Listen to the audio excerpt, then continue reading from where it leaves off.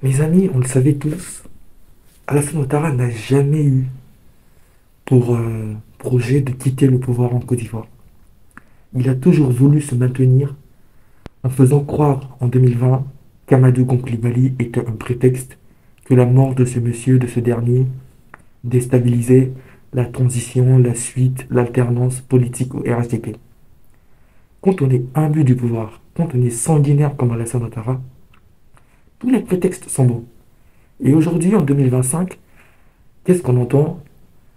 C'est assez drôle. En 2020, on disait que c'était la santé défaillante et la mort d'Amadou Coulibaly qui motivait le fait que Ouattara se représente. Là, on nous dit que Alassane Ouattara est en pleine forme. Une personne qui a 83 ans, bientôt 84, est en pleine forme pour conduire un État aussi gros, aussi puissant dans la sous-région que la Côte d'Ivoire. J'ai envie de dire, ces gens ne nous prennent pas beaucoup au sérieux. Ces gens pensent qu'on n'est pas très cultivés et que nous réfléchissons comme tous leurs militants. Mais malheureusement pour le RHDP, les Ivoiriens, la plupart des Ivoiriens, en tout cas en 2025, ont les yeux ouverts. Parce que le récit qu'ils essayent d'ingurgiter, de nous faire ingurgiter, comme quoi Ouattara serait très puissant alors qu'il est vieillissant, bientôt sénile, j'ai envie de dire que ça passe pas. Vous avez fait 15 ans, dans 5 ans qui étaient illégaux. Moi j'ai envie de dire même vos 15 ans étaient illégaux. Parce que le Conseil constitutionnel n'a pas déclaré Ouattara gagnant. Il est arrivé au pouvoir par la force des armes et l'aide occidentale de la communauté internationale que je vomis matin, midi et soir.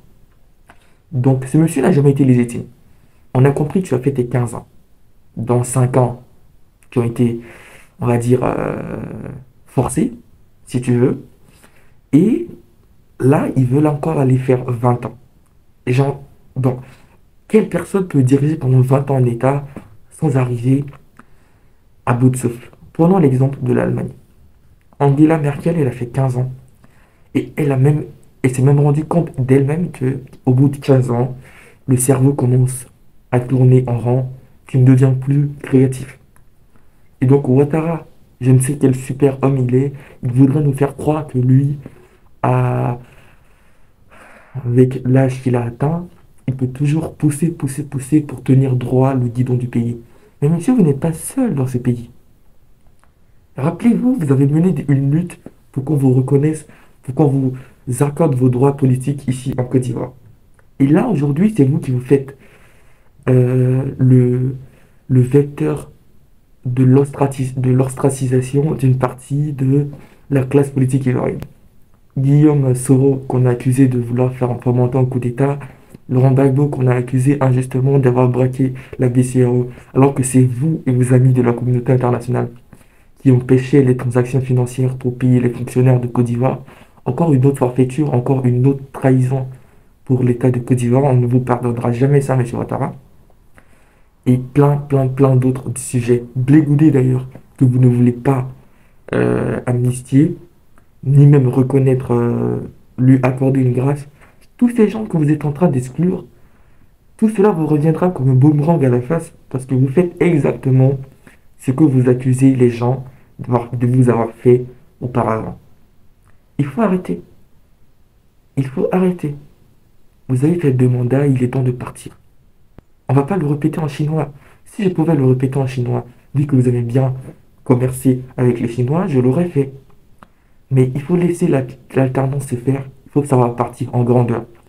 En 2020, vous avez raté le coche. En 2020, vous aviez l'opportunité de rentrer vraiment dans le cœur des Ivoiriens comme le premier président qui est parti sans faire de vagues, qui a laissé l'alternance se faire.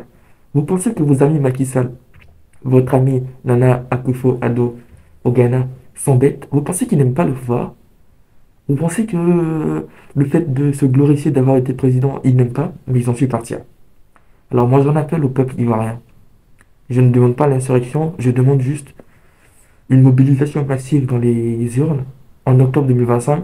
Et jusque-là, et d'ici là, pardon, on maintient le pressing sur ce pouvoir sanguinaire qui ne veut pas partir. On les obligera à quitter le pouvoir coûte que coûte.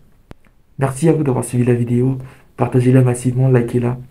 Et faites en sorte que les horreurs qui se sont produites dans le passé ne viennent pas encore enrayer la Côte d'Ivoire. Mobilisez-vous comme un seul homme parce que la Côte d'Ivoire, elle nous appartient à tous.